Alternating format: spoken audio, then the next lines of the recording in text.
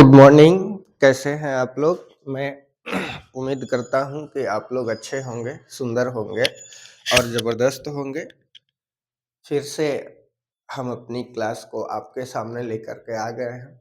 आज जो हम लोग सीखेंगे, आज की जो हमारी क्लास है, इसमें ये सीखेंगे कि करेक्शन ऑफ सेंटेंस कैसे करते हैं, सेंटेंस को कैसे पहचानेंगे कि हाँ ये हमारा सेंटेंस सही है या जो है हमारा सेंटेंस गलत है। उस चीज़ को हमें सबसे पहले पहचाननी है। तो आइए अब डायरेक्ट हम क्लास की ओर आपको लेकर के चलते हैं। देखिए, एक चीज ना वो सेंटेंस को अगर हमें सही तरीके से जानना है तो सबसे पहले हमें सब्जेक्ट होना चाहिए, SUBJECT। इस सब्जेक्ट के साथ हमें वर्ब भी होना चाहिए, VERB। सब्जेक्ट के साथ वर्ब भी होना चाहिए और वर्ब के साथ ऑब्जेक्ट भी होना चाहिए। ये तीन चीज जो होता है ना, एक सेंटेंस के लिए बहुत इंपॉर्टेंट होता है। अगर ये तीन चीज आप पहचान गए, जान गए ना, तो फिर सेंटेंस बनाने में आपको कोई प्रॉब्लम नहीं होगा। जैसे अगर हम आपसे कहते हैं, देखिएगा, कोई एक एग्जाम्पल के थ्रू मैं आपको समझाता हूं। जैसे अगर मैं बोलूं he is a boy, he is a boy, इस सेंटेंस में देखिए, ही जो है वह सब्जेक्ट है, ही को हम लोग सब्जेक्ट कहते हैं। इज जो लिखा हुआ है ना, इसको हम लोग वर्ब कहते हैं। क्या कहते हैं? वर्ब। बॉय जो यहाँ पर लिखा हुआ है उसको हम लोग ऑब्जेक्ट कहते हैं। ही सब्जेक्ट है, इज वर्ब है और बॉय यहाँ पर क्या लिखा हुआ है? ऑब्जेक्ट लिखा हुआ है। अब बात इतना पे रुकती नहीं है, बात हमें यह देखना होता है ना कि हमने सब्जेक्ट के स्थान पे ही क्यों लिखा है। इस ही के जगह पे मैं इज को भी तो लिख सकता था, इज के जगह पे मैं बॉय को भी तो लिख सकता था ना। हमें सेंटेंस ही ना बनानी है।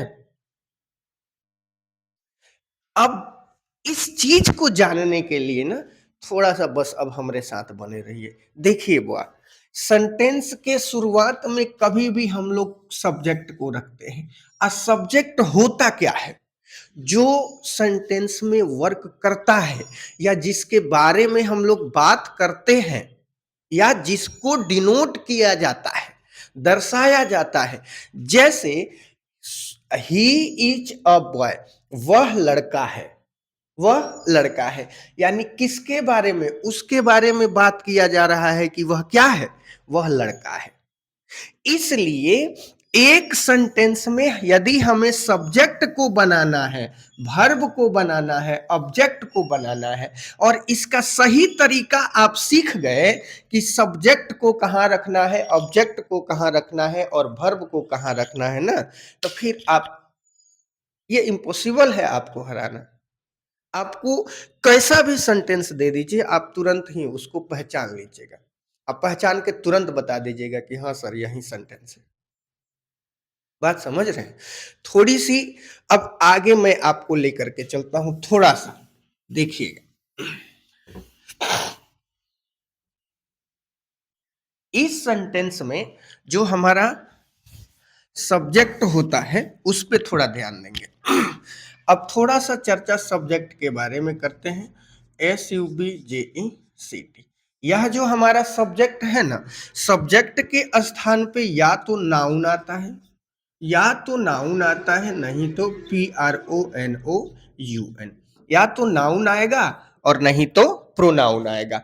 अब नाउन और प्रोनाउन क्या दोनों एक साथ आ सकता है? बिल्कुल नहीं आ सकता है। नाउन और प्रोनाउन को यदि हम कहें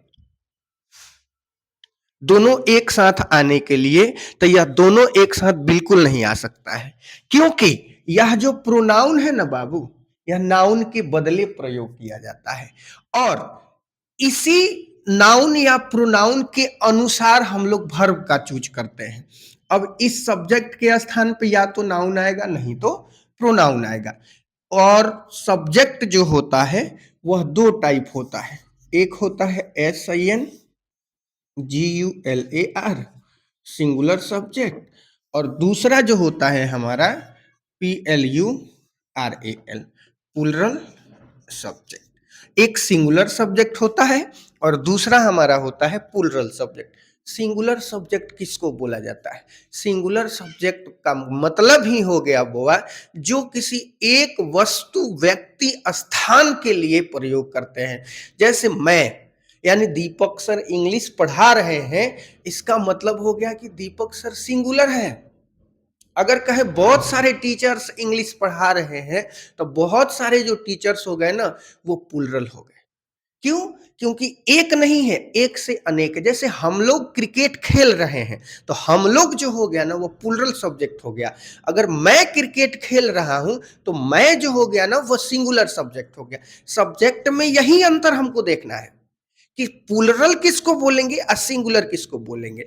उसके बाद इसी सब्जेक्ट के अनुसार हमको हेल्पिंग वर्ब का भी प्रयोग करना है, मेन वर्ब का भी प्रयोग करना है कि कौन से सब्जेक्ट के साथ कौन से हेल्पिंग वर्ब का प्रयोग होगा। अगर हम कहें बाबू कि सब्जेक्ट हमारा सिंगुलर है, जैसे कहें कि ही सिंगुलर है, जैसे कहें कि सी सिंगुलर है, इट सिंगुलर है, राम सिंगुलर है, तो ही सी इट यह सिंगुलर सब्जेक्ट हुआ, लेकिन इसके साथ कौन सा हेल्पिंग वर्ब का प्रयोग करेंगे? तो एक बात हमारा हमेशा दिमाग में याद करके आप लोग रख लीजिएगा कि singular subject always takes singular helping verb and plural subject always takes plural helping verb. Singular subject जो होता है वो हमेशा अपने साथ सिंगुलर हेल्पिंग वर्ब लेता है और प्लूरल सब्जेक्ट हमेशा अपने साथ प्लूरल हेल्पिंग वर्ब लेता है। अब आता है सिंगुलर सब्जेक्ट के साथ कौन कौन सा सिंगुलर हेल्पिंग वर्ब। जैसे बुआ इज हो गया, सिंगुलर है। एम हो गया, सिंगुलर है। वाज हो गया, सिंगुलर है। उसके बाद हैज हो गया, सिंगुलर है। ये सब सिंगुलर हो गए ना। इज किसी सिंगुलर के साथ, एम किसी सिंगुलर के साथ, वाज किसी सिंगुलर के साथ, वेयर किसी सिंगुलर के साथ। लेकिन बात यहां पर नहीं रुकती है। अब आता है कि वाज का प्रयोग कब करेंगे, तो बताएंगे धीरे धीरे वीडियो में सबका प्रयोग बताएंगे। अब उसके बाद थोड़ी सी चर्चा हम लोग प्लूरल सब्जेक्ट पे करते हैं। जैसे मैं बोलूं कि क्या ही जो है सिंगुलर सब्जेक्ट है कि प्लूरल, आप कहेंगे सिंगुलर तो ये क्रॉस कर देंगे क्योंकि ही जो है प्लूरल में नहीं आता है। जैसे वी प्लूरल सब्जेक्ट हो गया। जैसे मैं बोलूं यू, YOU, यू प्लूरल हो गया। जैसे बोलूं THEY, दे, यह प्लूरल हो गया। इसके बाद अगर मैं बोलूं राम एंड SHYAM, यह कौन सा सब्जेक्ट है? तो राम और श्याम यह भी प्लूरल सब्जेक्ट है। क्यों? क्योंकि सब्जेक्ट के स्थान पे दो व्यक्ति, एक राम है और एक कौन सा है? श्याम है। सब्जेक्ट के स्थान पर मैंने दो ठो व्यक्ति का नाम लिख चुका है। इतना बात समझ में आया।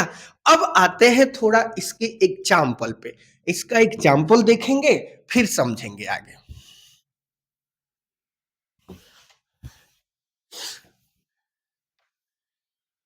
अब आप लोगों को कमेंट बॉक्स में चार गो मैं एग्जाम्पल लिख रहा हूं।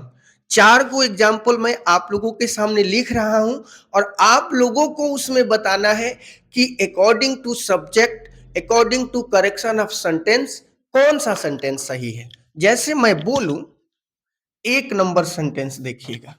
अगर मैं बोलूं he were going, he were going to, PATNA, first sentence. दूसरा सेंटेंस में बोलूं we was playing cricket, CRICKET। अगर मैं तीसरा सेंटेंस आप लोगों के सामने बोलूं, जैसे मैं बोलूं Ram is good boy, Ram is good boy. चौथा सेंटेंस यदि मैं आप लोगों के सामने बोलूं Ram and Sita were good student, STUDENT, DENTS। अब इन चार देखो, अब आप लोगों को चार सेंटेंस दिख रहा है। अब ये चारों सेंटेंस में आप लोगों को हमें बताना है, कमेंट बॉक्स में आप कमेंट करके बताइए कि कौन सा सेंटेंस हमारा सही है और कौन सा सेंटेंस हमारा गलत है। यदि फर्स्ट सेंटेंस सही है तो क्यों सही है, फर्स्ट सेंटेंस गलत है तो क्यों गलत है। इस चीज को आप लोगों को कमेंट बॉक्स में बताना है। मैं आपके कमेंट का इंतजार करूंगा ताकि हमें भी लगे कि बच्चे जुड़ रहे हैं, बच्चे इंटरेस्ट लेकर के पढ़ रहे हैं। क्योंकि अभी हमने बताया सिंगुलर सब्जेक्ट के बारे में, प्लूरल सब्जेक्ट के बारे में। इतना बात समझ में आया आप लोगों को। लेकिन मैं इसी वीडियो में क्लियर करूंगा कि कौन सेंटेंस सही है। ही हमने अभी चर्चा किया बुआ कि सिंगुलर सब्जेक्ट है। क्या है? Singular subject. सिंगुलर सब्जेक्ट के साथ कभी भी प्लूरल हेल्पिंग वर्ब का प्रयोग नहीं किया जाता है, इसलिए फर्स्ट सेंटेंस हमारा गलत हो जाएगा। वी वाज, वी जो हो गया प्लूरल सब्जेक्ट हो गया और वाज जो हो गया सिंगुलर हेल्पिंग वर्ब हो गया। It means that our second sentence is also wrong. अब सेंटेंस नंबर 3 पे आते हैं। Ram is good boy. Ram जो है वो कैसा लड़का है? अच्छा लड़का है। राम सिंगुलर सब्जेक्ट है, सिंगुलर सब्जेक्ट के साथ इज का प्रयोग किए हैं। मेरे कहने का मतलब ये सेंटेंस सही है। जैसे राम एंड सीता, मैंने क्या लिखा? Ram and Sita were good students. इसमें देखिए राम जो है और सीता जो है ना बाबू, ये दोनों सब्जेक्ट के स्थान पर प्रयोग किए गए हैं और दोनों प्लूरल फॉर्म में है।